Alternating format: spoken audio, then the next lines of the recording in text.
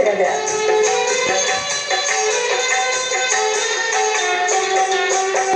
குடும்ப சிதைவுகளால் பெரிதும் பாதிக்கப்பட்டிருப்பவர்கள் குழந்தைகளும் தான் என்பதை நான் மறுத்து பேச வரவில்லை. ஆனால் நீங்கள் பேசும்போது பயன்படுத்திய அந்த வக்கிரமான வார்த்தை வந்திருக்கிறதே, பெரியவர்களுடைய சாப்டர் க்ளோஸ் என்று ஒரு வார்த்தை சொன்னீர்களே.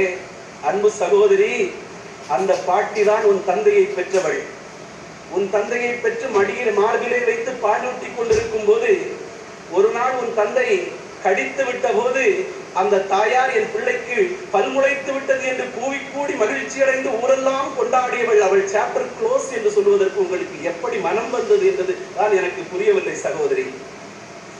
கூட்டு குடும்பத்தில் அந்த பிளவினால் பாதிக்கப்பட்டவர்கள் அனைவரும் என்பதை இந்த பட்டிமன்றம் ஒத்துக்கொண்டிருக்கிறது.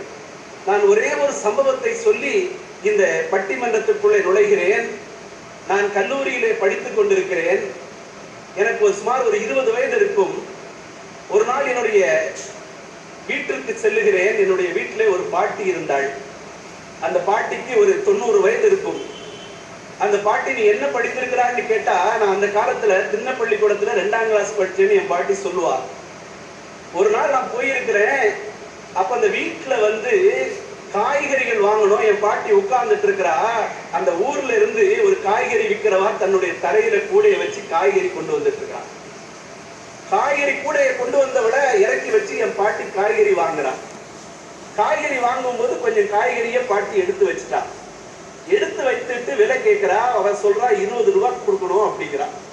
என் பாட்டி சொல்றா 20 ரூபாய் கொடுக்க மாட்டேன், 18 ரூபாய் தான் கொடுப்பேன், வாங்குறியா வேண்டாமாங்கிறா.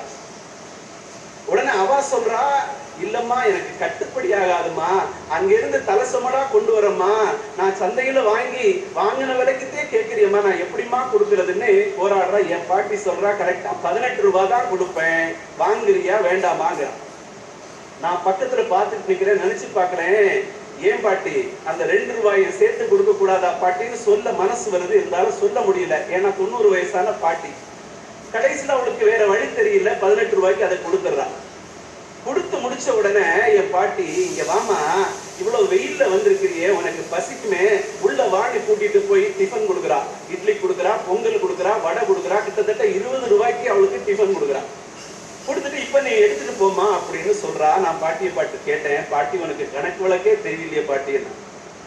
என்னப்பா அப்படின்னா, இல்ல நீ ஒரு 2 ரூபாய் அவ கூட கேட்டா தரமாட்டேன்னு அவ்வளவு தூரம் அவள்கிட்ட பேரம் பேசினியே, இப்ப 20 ரூபாயை கொடுத்துட்டு நிக்கிறியே, இது கணக்குல சேராதான்னு கேட்கும் போது அப்ப பாட்டி ஒரு வார்த்தை சொன்னா பாருங்க, பேராண்டி உனக்கு தெரியாது, எல்லா விஷயத்திலையும் கணக்கு பார்க்க கூடாதுடா. நான் முதல்ல பேரம் பேசுனது வியாபாரம்டா, 2வது கொடுத்தது விருந்துடா. வியாபாரம் பேரம் பேசாம வாங்கக்கூடாது, விருந்துல பேரம் பேசாதுன்னு சொன்னா இல்லையா, அதுதான் ஒரு முதியவர்கள் ஒரு குடும்பத்திற்கு கொடுக்கக்கூடிய செல்வம். அதை நம்ம இழந்துட்டோம். இப்போ இந்த இழந்ததினால் உள்ள பாதிப்பு யாருக்கு அதிகம் நம்ம இப்ப கேட்கிறோம். குழந்தைகளுக்கும் பாதிப்பு தான், நான் இல்லைன்னு சொல்லல. ஆனா இந்த மூத்தவர்களுக்கு உள்ள பாதிப்பு எப்படின்னா, குழந்தைகளுக்கு எங்க அணியில பேசும்போதே சொன்னாங்க, அதாவது எந்த ஒரு குழந்தைக்கும் எதை நாம் ஆரம்பத்திலிருந்து ஊட்டுகிறோமோ அதுக்கு அந்த குழந்தை பழகி கொள்ளும்.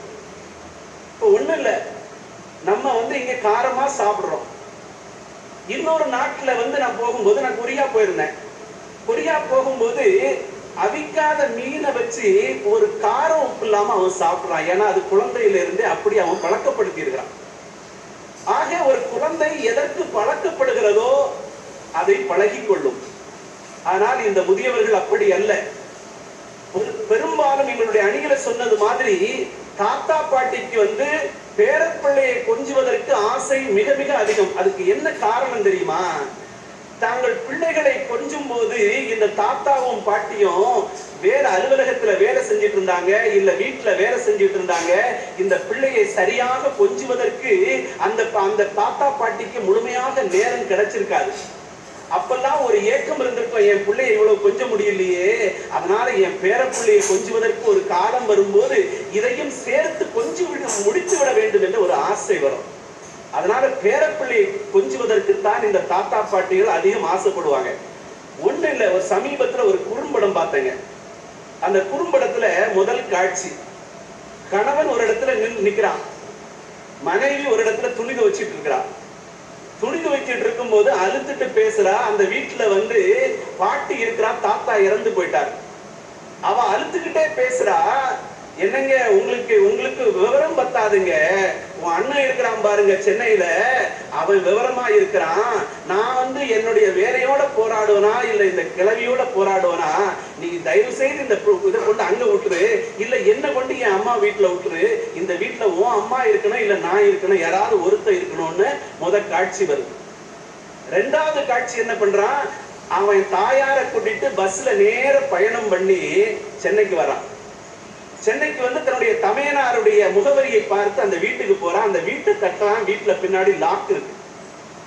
பக்கத்துலதான் அந்த வீட்டுடைய அந்த உரிமையாளர் குழி இருக்கிறாரு. அவரை போய் கேட்கிறான், உங்களுக்கு தெரியாதா இந்த வீடை காலி பண்ணி போய் 2 மாசம் ஆச்சு, அவன் ஊட்டிக்கு போயிட்டான் அப்படின்னு சொல்றாங்க. அப்ப இவன் தன் தாயாரோட நிக்கிறான். தாயாரோட நிக்கும் போது கேட்கிறான், முகவரி கொடுக்க முடியும், அவனுடைய எண்ணெய் தொலைபேசி எண்ணெய் கொடுக்க முடியுமான்னு கேட்டவொடனே தொலைபேசி எண்ணெய் கொடுக்குறாங்க. தொலைபேசி எண்ணெய் கொடுத்த உடனே இவன் அடிக்கிறான். அடிக்கும் போது அவன் எடுக்கிறான்.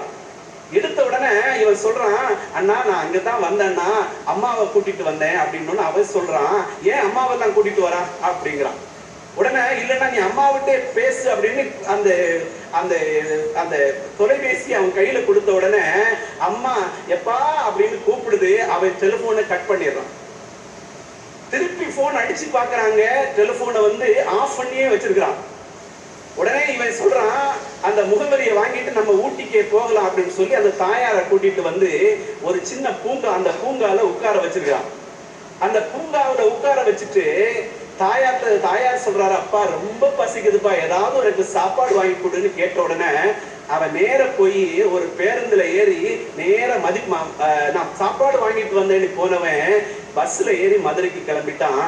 அந்த தாயார் வந்து அந்த பூங்காவில விட்டுட்டு அவன் நேர மதுரைக்கு கிளம்பிட்டான். பஸ் போயிட்டே இருக்கு. இந்த அம்மா இரவு ஆக ஆக மகன் வருவான் என்று காத்திருக்கிறா. அந்த மாதிரி அதன் கீழே வந்து இது ஒரு நடந்த சம்பவத்தை மையமாக எடுக்கப்பட்ட திரைப்படம்னு காமிக்கிறான். நான் என்ன சொல்றேன், இது இந்த உலகத்துல நடந்த ஒரு செய்தி. இதே மாதிரி 1000 செய்திகள் இருக்கிறது. நீங்க அந்த வக்கரத்தின் எல்லை இருக்கு. அதாவது வீட்டுல வந்து அண்ணன் தம்பி சொத்தை பங்கு வைக்கிறான். சொத்தை பங்கு வச்சுட்டு தாயாரும் தந்தையுமாக இருக்கிறான். தாயை யார் வச்சுக்கிறது, தந்தையை யார் வச்சுக்கிறதுன்னு சொல்லும் போது மூத்தவனுடைய மனைவி வந்து அவன் மூத்தவனுடைய காதல சொல்றான், நான் வந்து கிளவிய வச்சுக்கிறேங்க. இவருக்கு ஒண்ணும் புரியல. ஏமா பொதுவா வந்து மாமனாரத்தான் வச்சுக்குவேன்னு சொல்லுவாங்க, நீ மாமியார வச்சு பாத்துக்கலான்னு சொல்றியம்மா, ஏதாவது ஏமா அப்படி கேட்கறான்னு கேட்டோன்னு அவ சொல்றா, மாமனாரு திடகாத்திரமா இருக்கிறான், இவளுக்கு எல்லாம் பிரஷர் இருக்கு, சுகர் இருக்கு, இன்னும் 1 வருஷத்துக்கு மேல தாங்காது, அவன் விட்டா இன்னும் 10 வருஷம் இருப்பான் போலுக்குன்னு சொல்றான். காது படவே சொல்றான். நான் இதுக்கு மேல எப்படி ஒருத்தர் அவமானப்படுத்த முடியும்? முதியோர் இல்லம்னு சொல்லும் போது அங்க வசதியாகத்தானே இருக்கிறாங்க, ரொம்ப எளிமையா பேசிடுறாங்க. நெல்லை ஜெயந்தா அவர்கள் தான் எழுதினார்கள்.